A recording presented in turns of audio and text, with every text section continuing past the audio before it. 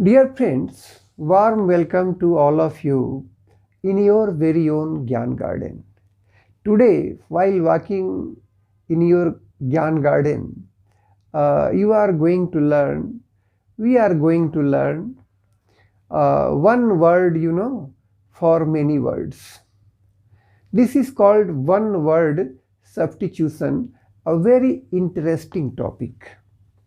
And from the viewpoint of examination also, or from the viewpoint of effective communication, okay, one word substitution is imperative, is essential, for improving your linguistic skill. Okay, so let us learn some expressions. For example, one who thinks that pleasure is the most important thing in life. आनंद ही सर्वोपरि है, nothing else, no morality, no ethics. So there was, a school of thought, and they were called, people who followed it were Charvaks.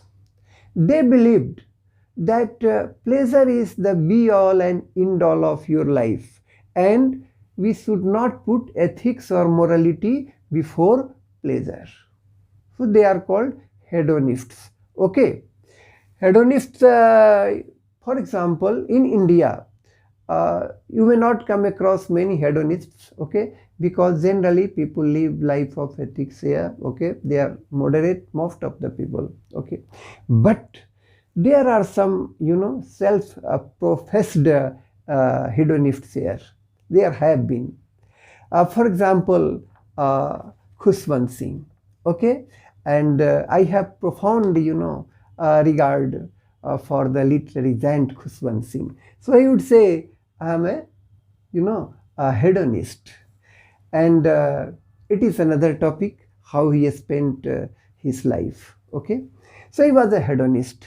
In Western countries, okay, there are some examples. For example, John Stuart Mill, okay, he was also a hedonist. So this hedonist in Hindi is called Sukhwadi. Sukh hi sab kuch hai. Okay. Now, coming to the second expression, a person who renounces a religion or political belief. Nowadays, you see, conversion is the talk of the town. Okay, people are generally converting from one faith to another. Okay, sometimes on their own, sometimes they are being perhaps forced also, they are coerced also, and sometimes they are being lured. Okay, so nowadays we are living in the age of religious misunderstanding, okay, and religious intolerance also. So this expression pertains to religion or politics. Okay, if someone deserts his religion, renounces his religion or her religion, or his or her political belief, what would you call him or her? Apostate. A-P-O-S-T-A-T-E. Apostate. A-P-O-S-T-A-T-E. Apostate. Okay. A salient example of an apostate in our country, so many examples are there nowadays, but Baba Sahab Ambedkar, okay, I have profound regards again for Baba Sahab Ambedkar. Yeah, he has studied many religions, made a comparative study, and for some reasons he opted out of Hinduism and embraced Buddhism. So he was an apostate. Okay, he renounced his religion. Now some other examples of apostate persons may be, for example, Taslima Nasreen, but not in true sense of the term. Okay, she has not deserted Islam as yet. She is still in Islam, though she has criticized Islam, okay, and committed blasphemy like thing. Now Sneha Prativarga.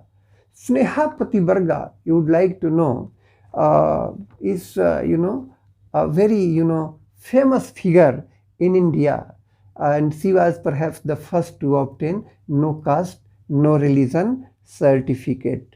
One who commits apostasy is called an apostate. Okay, and apostasy, I mean deserting your faith, deserting your religion for the sake of another religion is still regarded a heinous crime in some religions. And in some religions, this is punishable by death also, but not in all religions. Anyway, that is not my purpose here to explain those things. So, apostasy is the act of, going against your religion, deserting your religion or your faith, okay, even your political belief. Now, the third expression, one who keeps jumping from one political party to another. Nowadays, party hoppers are everywhere in almost all the parties, in almost all the states. You hear of people jumping from one party to another. Okay, in Hindi this is called Ayaram Gayaram syndrome, or something like the word paltu, which is very common in political parlance nowadays. So one who keeps jumping from one political party to another, who can't remain loyal to one political party for a long time, okay, and changes his loyalty according to his or her convenience, okay, selfishness. So these people are called turncoat, TURNCOAT. Turncoat. Turncoat is the person who is not stable, okay, in one party, in one belief, okay, and he keeps hopping, and they are also called party hoppers, okay, turncoat. You may call them dal badlu, and some people have become infamous for that reason, okay. No need to dwell on the examples. Now, one who deserts one's faith or religion or tradition, faith or religion or tradition, one who lives or deserts or renounces or abandons one's faith or religion or tradition, such people are called renegade, RENEGADE, renegade. Okay, people have converted from one faith to another, so they are renegades. No need to dwell on the examples. Okay, now this expression is very interesting. One who acts against religion, one who acts against his or her religion. So such people are called heretic, HERE, heretic, TIC, heretic. Heretic, for example, are those people, okay, who go against the church, who go against religious belief. That Galileo also was considered a heretic when he said, when he announced, when he declared that the earth moves around the sun. Okay, this was a scientific truth, universal truth. But contrary to this, the church believed, Christianity in those days believed that the earth is stationary, it is the sun that is moving. So Galileo had to spend, he was fined, he was punished, and he had to stay in confinement for 3 years, okay, in a holy, confinement, you can say, in a church or something like that, okay. And then he backtracked, okay, intelligently, and made a convoluted statement that he won't go against the church, and then he was released. So Galileo also was considered a heretic. But some other examples of heretic persons are Henry the monk. Henry the monk, a Gregorian reformer he was, and he was also considered a heretic, okay. Now this word, this expression, one who breaks traditions and images. Have you heard of Osho? Everybody has heard of Osho. So Osho was an iconoclast. Iconoclast. Iconoclast. In Hindi you may say it Murti Bhanjak. Okay. Actually, those people who go against the established, beliefs, those who attack, visual symbols, okay. Swami Dayanand Saraswati, he was an iconoclast, but he is revered by us because we are open to reform. Similarly, Raja Ram Mohan Rai was also a reformer, and he founded Brahmo Samaj. He was also an iconoclast. And in my opinion, Osho was an iconoclast also, because Osho loved, breaking stereotypes. He did not like stereotypes, okay. You can't fit Osho in one particular, frame, okay. He was completely liberated, and he would take a dig at all the religions, okay, but he was not hostile to any religion, okay. He was an iconoclast, one who breaks traditions and images. But terrorists are also in Pakistan, in Afghanistan. Sometimes they are also branded iconoclasts, but they are not iconoclasts. You know why? They are simply resorting to vandalism.